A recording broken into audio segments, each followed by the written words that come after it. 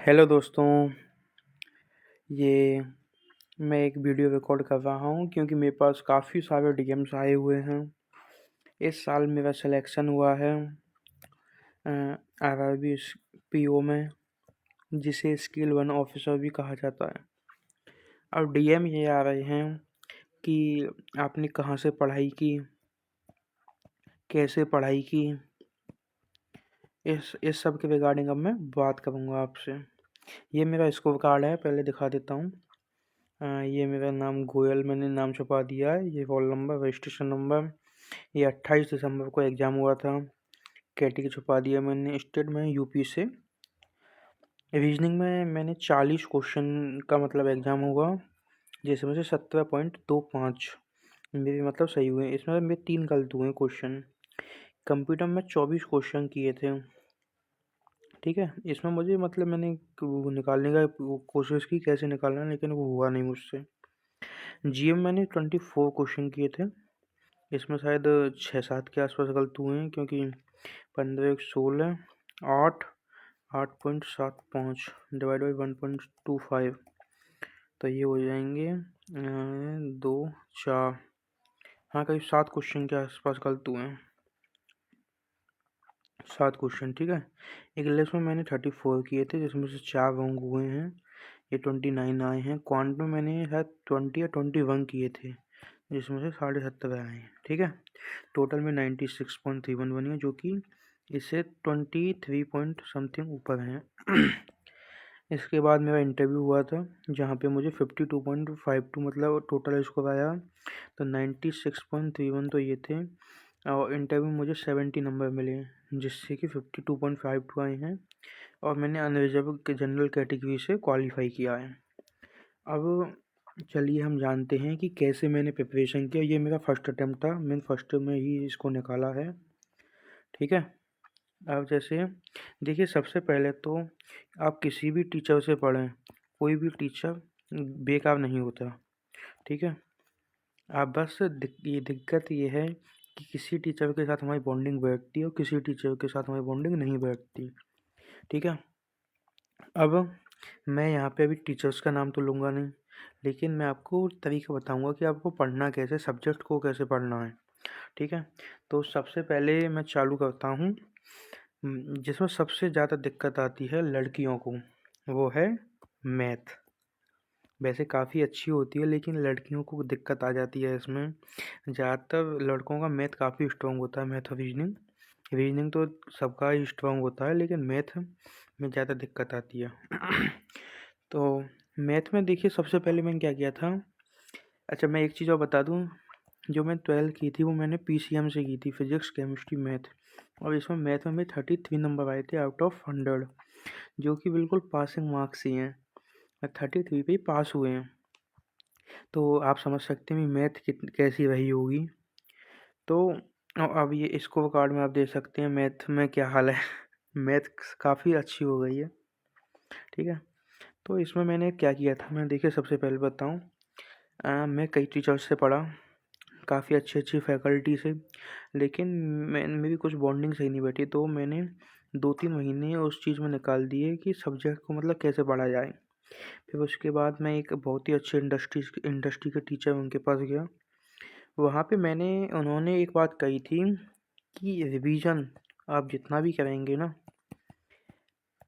Revision ही आपको एक चीज़ को बार बार मतलब याद रखवाएगा।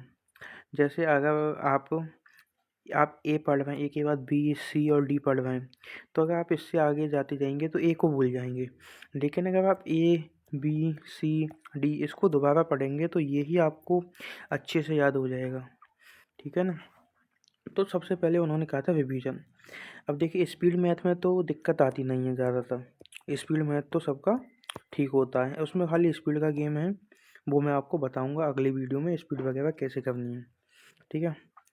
तो मैथ में सबसे ज़्यादा प्रॉब्लम आती है अरिथमेटिक में। अरिथमेटिक का सीधा सीधा जो मुझे लगा, जो मैंने फॉलो किया, जैसे एक भी वो क्लास हुई अरिथमेटिक, मान चलिए परसेंटेज है, परसेंटेज की कोई क्लास हुई, ठीक है। ये क्लास मैंने आज देखी 1.0 मतलब जो नॉर्मल स्पीड होती है उस पर। इसके बाद ये क्लास ही मैंने शाम को 1.5x पे देख ली। ठीक है, ये इस समय मैं मतलब क्वेश्चन सॉल्व करने की कोशिश बिल्कुल नहीं कर रहा हूँ। मैं सिर्फ क्लास को देख रहा हूँ, सबको ऑब्जर्व कर रहा हूँ वो क्या बता रहे हैं और कैसे क्वेश्चन सॉल्व कर रहे हैं। इसके बाद ये एक दिन की, अगले दिन जब सुबह मैं बैठूंगा अगली क्लास करने से पहले मैं इस क्लास को रिवाइज करूँगा। इस क्लास को कैसे रिवाइज करूँगा, मैंने क्लास खोली, क्वेश्चन आया, मैंने सॉल्व करने की कोशिश की, सॉल्व हो गया चाहे नहीं हुआ, अगर सॉल्व हो भी गया ना तो भी मैं सर की अप्रोच देखूंगा 2x पे कि सर ने कैसे सॉल्व किया, मैंने कैसे सॉल्व किया। और अगर सॉल्व जैसे हो गया तो वो देखूंगा, अगर सॉल्व नहीं हुआ तो मैं इसे 1.5x पे देखूंगा। 2x पे भी देख सकते हैं, कोई दिक्कत नहीं है। ठीक है, अगर सॉल्व हो गया तो भी देखूंगा, नहीं हुआ तो भी देखूंगा। ठीक है। अच्छा, उसके बाद मैं सेम ये क्लास करूँगा, इसको शाम करूँगा। अब जब ये मेरा चैप्टर फाइनल हो जाएगा, ठीक है, पहले चैप्टर फाइनल हो गया मेरा, हिमांचली इसके 5-6 वीडियो हैं, तो ये जैसे मैंने किया 3-3 बार कर ली। उसके बाद मैं फिर से फर्स्ट वाली वीडियो पे आऊँगा और फर्स्ट वाली वीडियो को रोकूंगा, इसके क्वेश्चन सॉल्व करूँगा, जो क्वेश्चन सॉल्व होगा skip, next question solve skip, ऐसे कर करके मैं इन 5 और 6 क्लास को एक दिन में, जैसे एक वीक की क्लास में तो एक दिन में ख़त्म कर दूंगा इन्हें। ठीक है, अब ये पूरा चैप्टर की मैंने क्लास की है अभी खाली। अब मुझे अगर इस चैप्टर को स्ट्रॉन्ग बनाना है तो मुझे सबसे पहले प्रैक्टिस करनी पड़ेगी। इसके लिए क्या करूँगा कि जैसे परसेंटेज की कोई भी पीडीएफ होगी वो प्री लेवल की उठाऊँगा, मेंस की नहीं उठाऊँगा, क्योंकि प्री में से ही मेंस बनता है, वो बस डीप में जाता है, तो मैं प्री लेवल की उठाऊँगा। पहले मेरा कॉन्फिडेंस तो बने उस चैप्टर को करने में, तो मैं प्री लेवल की उठाऊँगा। उसके कम से कम 100 से 200 क्वेश्चन करूँगा। जैसे परसेंटेज है, सिंपल चैप्टर है, 100 क्वेश्चन बहुत हैं। रेशियो 100 क्वेश्चन बहुत हैं। टाइम स्पीड एंड डिस्टेंस है, 200 क्वेश्चन मिनिमम करूँगा इसके। ठीक है, ऐसे करूँगा। तो ये मैथ का पूरा सिस्टम है, कैसे करूँगा। ठीक है, आप इसको वीडियो को दोबारा भी देखना, जिससे आपको पता लगेगा और जो जो पॉइंट आपके रह जाएंगे वो समझ में आएंगे। अब इसके बाद आते हैं रीजनिंग। देखिए, रीजनिंग आप किसी से पढ़ सकते हैं, रीजनिंग ज़्यादा कठिन नहीं होती। रीजनिंग में आपको खुद की ही बुद्धि का उपयोग करना होता है। रीजनिंग में प्री लेवल की तो सब कर लेते हैं, दिक्कत आती है मेंस लेवल में, जिसमें ज़्यादा सोचना पड़ता है। ठीक है, एक तो सबसे पहले कोई भी सब्जेक्ट हो उसमें ऐसे क्वेश्चन को करना अवॉइड कीजिए, उनकी प्रैक्टिस ही मत करो जो आप एग्ज़ाम में नहीं करोगे। आपने देखा होगा 2-2 पेज के रीजनिंग के क्वेश्चन ले आते हैं काफ़ी टीचर और फिर उनको सॉल्व करवाते हैं। कोई ज़रूरत नहीं है उन्हें सॉल्व करने की, जो 10-10 मिनट आपको दिख रहा है, क्यों एग्ज़ाम में वो करना ही नहीं है। अगर आप उसे करने गए तो आपका एग्ज़ाम गया। तो इन्हें सॉल्व करना ही नहीं, जो मतलब एग्ज़ाम में करना नहीं तो उसके पीछे भागना ही क्यों। सब फोकस होना चाहिए, हमें इतना पढ़ना है तो इतना ही पढ़ना है, उससे ज़्यादा नहीं पढ़ना। ठीक है ना। तो रीजनिंग में आपने प्री लेवल कर लेते, मेंस के लिए टीचर काफ़ी हैं, लेकिन मैं एक जो सजेस्ट करूँगा वो है आर्ट ऑफ रीजनिंग। अभी मैं आपको अगली वीडियो में या वैसे भी डीएम वगैरह में बता दूंगा मैंने कौन से टीचर्स को मैथ के लिए फॉलो किया। लेकिन रीजनिंग के लिए आप एक आर्ट ऑफ रीजनिंग जो मेंस के लिए, इन्हें फॉलो कर सकते हैं। इनका आप पेड भी ले सकते हैं और फ्री भी कर सकते हैं। आप यूट्यूब पे डालेंगे, इनकी डेली क्लास होती है, आप ये कीजिए, कुछ भी मत कीजिए, बस इनकी क्लास और सेक्शनल मॉक ये करते चले जाइए। ये इनकी जो डेली क्लास होगी ना, उसमें ये आपको सब चीज़ बताएंगे कि मतलब एक तो हर तरह के पैटर्न आ जाएंगे, डेली करेंगे तो आप क्लास। ठीक है, और उसके अलावा आपको लगता है कि जैसे मुझे एक्स्ट्रा प्रैक्टिस करनी है, तो जैसे आप coding decoding by art of reasoning या संजय सर वो डालेंगे तो इनकी वीडियो आ जाएंगी, आप वो देख सकते हैं। ठीक है, ये रहा रीजनिंग का। रीजनिंग में ऐसा खास नहीं है, क्योंकि ये ज़्यादातर अपनी बुद्धि का गेम है, तो आपको इसमें सोचना तो पड़ेगा ही। अब आती है इंग्लिश की। इंग्लिश काफ़ी परेशान करता है यूपी बोर्ड, मतलब जो अदर देन सीबीएसई बोर्ड है उन्हें काफ़ी परेशान करता है। मैं यूपी बोर्ड से हूँ, इंग्लिश में भी मतलब हाँ मीडियम रही है, और इंग्लिश में आप इसमें देख ही सकते हैं कि मैंने 34 क्वेश्चन किए थे जिसमें 4 गलत हुए, 29। जो इसने मतलब सबसे ज़्यादा रोल मेरा इंग्लिश में रहा है इस एग्ज़ाम को क्वालिफाई करने में। ठीक है, इंग्लिश में मैंने आपको सीधा बताऊं, एक मैम है निमिषा बंसल, ये एक एडिटोरियल करवाती हैं डेली यूट्यूब पर।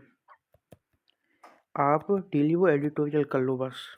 एडिटोरियल में देखिए आपकी रीडिंग हो जाएगी, वोकैब हो जाएगी, स्किमिंग हो जाएगी, ईडियम फ्रेज जो आए हैं, अभी पैटर्न आया था ईडियम फ्रेज का RIP मीन्स में, वो शायद उसमें ईडियम थे, ईडियम फ्रेज ये सब हो जाएंगे आपकी।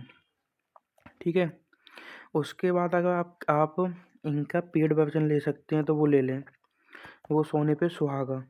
ठीक है, और अगर आप पेड वर्जन नहीं ले सकते तो एडिटोरियल तो इनका ही करना है, निमिषा बंसल का। एक स्टडी क्विक चैनल है, वो प्रैक्टिस करवाते हैं बबन सर का। आप वहाँ से एडिटोरियल मत करना, आप वहाँ से जैसे PJ की है प्रैक्टिस, या फिर फिल इन द ब्लैंक्स हैं, क्लूज टेस्ट है, आप इसकी प्रैक्टिस वहाँ से कर सकते हैं। अगर फिर भी इससे इंग्लिश इम्प्रूव नहीं हो रही है, आप वो न्यूज़पेपर चालू कीजिए। अच्छा, न्यूज़पेपर वैसे काफ़ी लोग सजेस्ट करते हैं न्यूज़पेपर, लेकिन मुझे नहीं लगता ये इतना रिलेवेंट है। मुझे लगता है कि आपको एक तो इंग्लिश में ही सोचना चालू करना चाहिए। आप कोई भी बात सोचें तो उसे इंग्लिश में सोचना चालू करें। जैसे कि आप सोच रहे हैं यार खाना खा लेता हूँ, तो उसे इंग्लिश में सोचिए कि हाँ शुड आई टेक फूड, हाँ, ऐसे करके इंग्लिश में आप खुद से बात कीजिए। इससे क्या है, आपको इंग्लिश में फेमिलियरिटी होगी। दूसरा, मैथ रीजनिंग के क्वेश्चन है, आप उन्हें इंग्लिश में सॉल्व कीजिए। ठीक है, हिंदी में मत सॉल्व कीजिए, इंग्लिश में सॉल्व कीजिए, खासकर रीजनिंग जो कि आपको मतलब इंग्लिश में सोचने को मजबूर करेगा।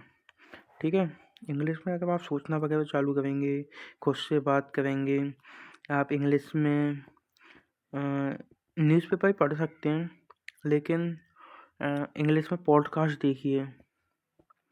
जैसे अभी फ्रांस के PM में उनका आया था, तो आपको इससे मतलब एक फेमिलियरिटी मिलेगी इंग्लिश में, तो वो चालू कर सकते हैं।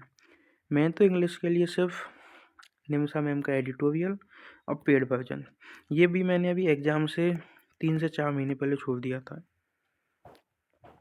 अब नेक्स्ट आती है GA।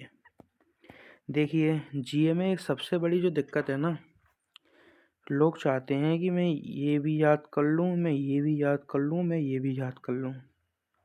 ये नहीं करना है, आपको एक टीचर को फॉलो करना है बस, सिर्फ एक। आएगा तो यहीं से आ जाएगा, नहीं आएगा तो आप ये भी पढ़ लो, ये भी पढ़ लो, ये भी पढ़ लो, कुछ भी पढ़ लो, नहीं आएगा। मैंने एक काफ़ी मतलब क्या ही बोलूँ, उनकी वजह से मेरा एक एग्ज़ाम नहीं निकला। मतलब वीडियो आज की क्लास 4 महीने पहले ही क्लास पेंडिंग, मतलब उनके चक्कर में आपको नहीं पढ़ना। काफ़ी बड़े टीचर हैं, पहले अच्छा पढ़ाते थे, लेकिन अब मेरी समझ में सिस्टम नहीं आया। एक सर हैं अभिजीत सर, अनअकैडमी पे पढ़ाते हैं। ठीक है, आप ये डेली क्लास करवाते हैं, आपको ये कैसे पढ़नी है? जैसे अभिजीत सर की सुबह YT पे क्लास होती है, आप सबसे पहले क्लास देख लो। ठीक है, उसके बाद ये क्लास की जो PDF है वो देते हैं, आपको शाम को ये PDF पढ़नी है एक बार। ठीक है, PDF का पढ़नी है। इनकी शायद 9 बजे एक जो है सेशन होता है, जो सुबह की क्लास होती है उसके क्वेश्चन आंसर्स का। इस क्लास से 10-15 मिनट पहले ये PDF पढ़ लेनी है, ख़त्म। फिर शाम को ये सबका सेशन होता है 15 से 20 मिनट का, ये करना है। ठीक है, एक दिन में आपको इतना करना है। इसके बाद जब वीकेंड होगा, सब फिर से एक YT पे क्लास लेंगे, वो वे वीक की आपको ये करनी है। ठीक है, आपको अब PDF नहीं पढ़नी ये इसकी, पूरा जो पढ़ा है आपने, इसकी PDF नहीं पढ़नी। आपको क्या करना है, आपको मंथली इनके नोट्स आते हैं, स्पार्क्स नोट्स कहते हैं इनको। अगर आपके पास टैबलेट है, स्पार्क्स नोट आपके पास टैबलेट है तो ऑनलाइन पढ़ सकते हैं। अगर नहीं है तो आप प्रिंट निकलवा लेंगे। 100 पेज की करीब होती है एक मंथ की, ठीक है।